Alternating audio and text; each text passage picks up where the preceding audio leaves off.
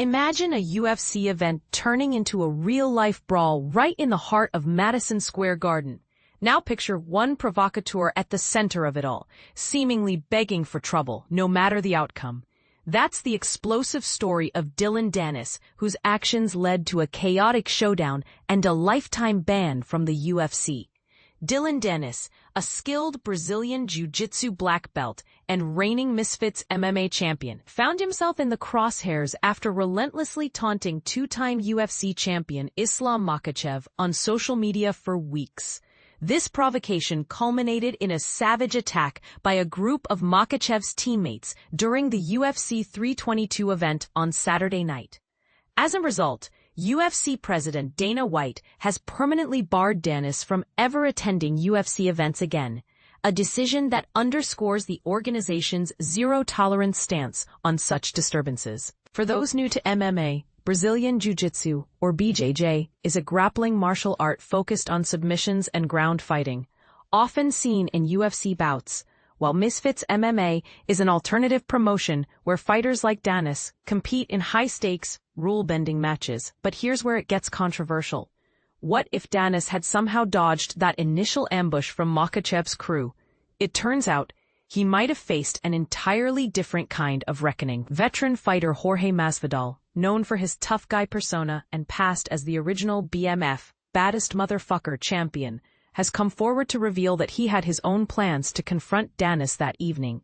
In a candid interview on his podcast, Death Row MMA, Masvidal shared how he was gearing up for a personal showdown, only to arrive just too late to join the fray. And this is the part most people miss. Masvidal recounted the night vividly. He was in the VIP area when he received provocative messages from Danis, who was stirring up drama during fight week. Masvidal thought, "All right, keep sending those, buddy. We're gonna cross paths." Just then, the broadcast showed a knockout moment, and Masvidal spotted Danis in the crowd. He immediately told UFC staff, "This fan experience is done.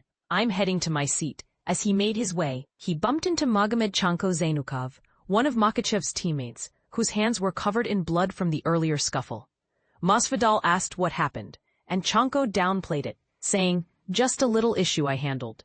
UFC security then swarmed Masvidal, questioning him intensely and insisting he stay put. He pleaded, "I just got here. I wish I'd been part of the action." By the time he reached his seat for the main event, the brawl was over. Danis had been thoroughly beaten, humiliated with kicks to the face, forced to eat the floor, a metaphor for being dominated, and ultimately ejected from the venue, leading to his ban. Masvidal summed it up with a humorous jab, "Sucks for you, pal."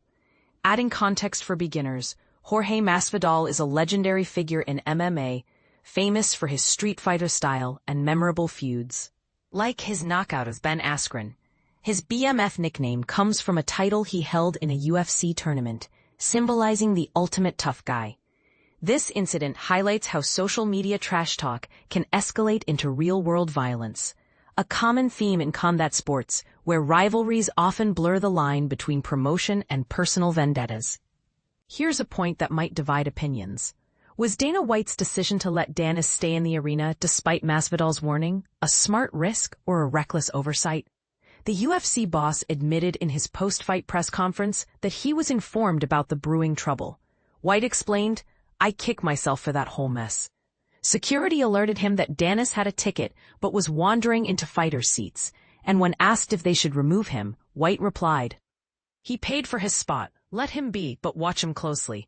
He even knew Masvidal, seated just a few rows away, had vowed to confront Danis on sight.